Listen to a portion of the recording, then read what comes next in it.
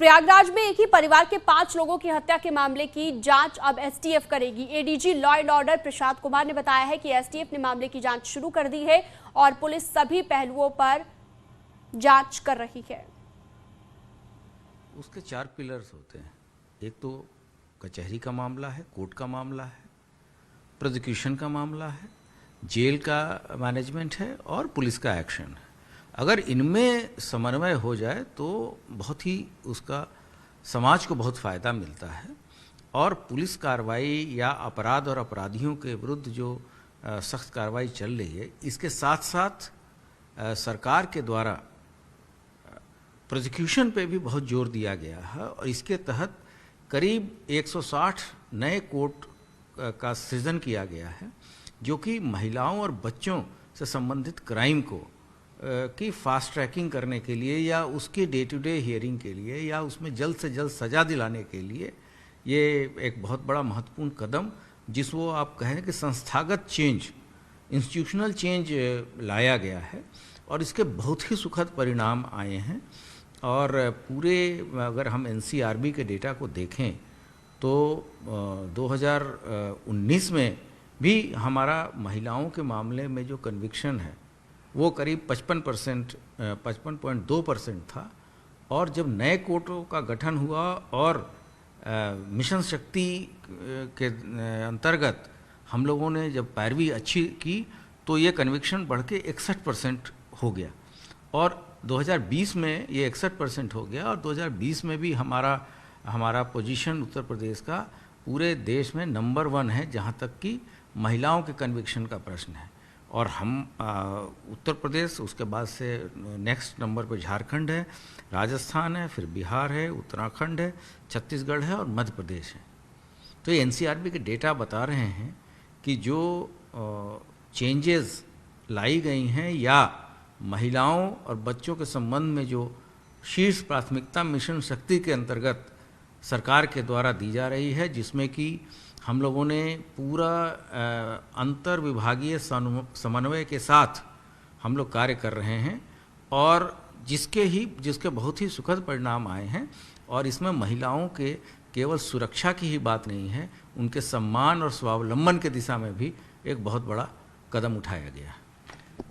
Sir, ये जो achievement है यूपी सरकार का, ये कंटिन्यू रहे, क्योंकि हम देख रहे हैं काफ़ी समय में कि जो मृत्युदंड दिलाना हो या उम्र कैद हो, उसमें भी इजाफा हुआ है, खासतौर से महिलाओं बच्चों के खिलाफ जो अपराध हुए हैं, ये आगे भी बना रहे, इसके लिए क्या कर रहे हैं?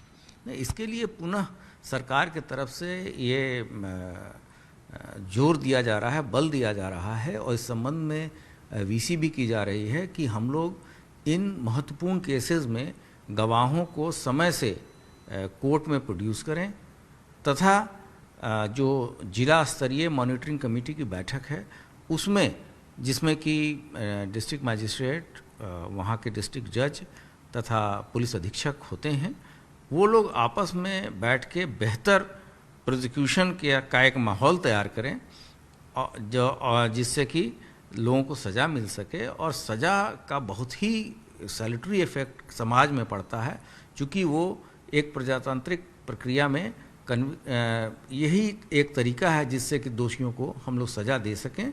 और किसी भी सभ्य समाज में अगर हम किसी व्यक्ति के दोष के लिए उसको सज़ा दिला देते हैं तो इससे आम जन को भी पूरे सिस्टम पे विश्वास होता है।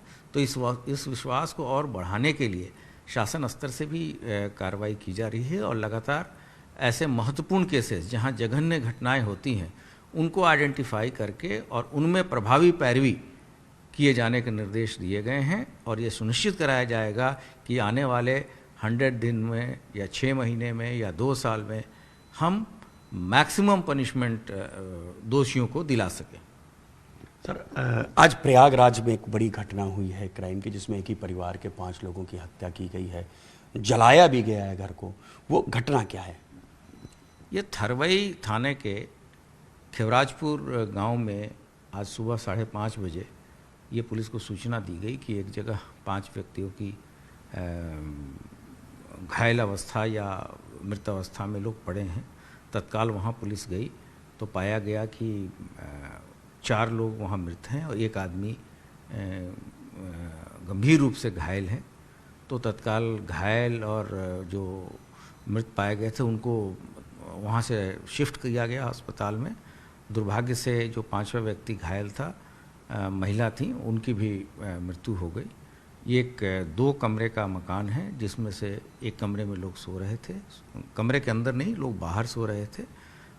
प्रथम दृष्टया ऐसे लगता है कि सिर पर गहरी चोटें हैं। अब वो किसी ब्लंट ऑब्जेक्ट के कारण है या किसी धारदार हथियार के कारण है, ये तो पोस्टमार्टम के बाद ही पता चलेगा। तथा जो कमरा जिसमें सामान था उसमें आग भी लगी हुई थी, उसको तत्काल फायर ब्रिगेड बुला के बुझाया गया है। वहाँ हमारी डॉग स्क्वाड तथा फॉरेंसिक टीम जा चुकी है। इसके अतिरिक्त सभी वरिष्ठ अधिकारी मौके पर हैं। ये भी निर्देश शासन से दिए गए हैं कि इसका जल्द से जल्द सफल अनावरण करें और एसटीएफ की जो हमारी टीम है उसको भी सहायता के लिए इस प्रकरण में लगाया गया है। ये गंभीर घटना है और हम लोग जल्द से जल्द इसकी तह में जाकर इसके केस का पर्दाफाश करेंगे।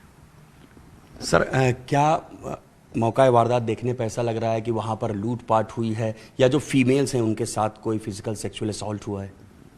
जी, हम लोग जो पोस्टमार्टम करवा रहे हैं वो पैनल ऑफ डॉक्टर्स के साथ करवाएंगे, जिसकी वीडियोग्राफी भी होगी और उसमें महिला डॉक्टर्स भी रहेंगी। अभी से कुछ भी प्रिज्यूम कर लेना कि ये चीज़ हुआ था या नहीं हुआ था, ये उचित नहीं होगा। और जो भी पोस्टमार्टम या अन्य साइंटिफिक परीक्षण से रिजल्ट्स आएंगे उसके हिसाब से ही कार्रवाई की जाएगी। फिलहाल हम लोग हर एक पहलू पे विचार कर रहे हैं। क्या लूटपाट की कोई आशंका? आर्थिक स्थिति वहाँ देख के वो बहुत अच्छी नहीं है, लेकिन वहाँ भी अगर जैसी भी स्थिति हो, इस चीज़ों को भी हम अभी से कुछ रूल आउट नहीं कर रहे हैं कि ये कोई रंजिश में है या कोई क्रिमिनल ड्राइव है या कोई अन्य मोटिव है। इन सभी चीज़ों को जब हम किसी निष्कर्ष पर पहुँचेंगे और जो एविडेंस एकत्रित करने के बाद ही इस पर कुछ कहना उचित होगा। तो ये थे यूपी के ADG law and order Prashant Kumar, जो कह रहे हैं कि महिलाओं के खिलाफ जो अपराध हुए हैं उसमें कन्विक्शन रेट को लगातार सुधारा जाएगा और दोषियों को कोर्ट के जरिए सजा दिलवाई जाएगी।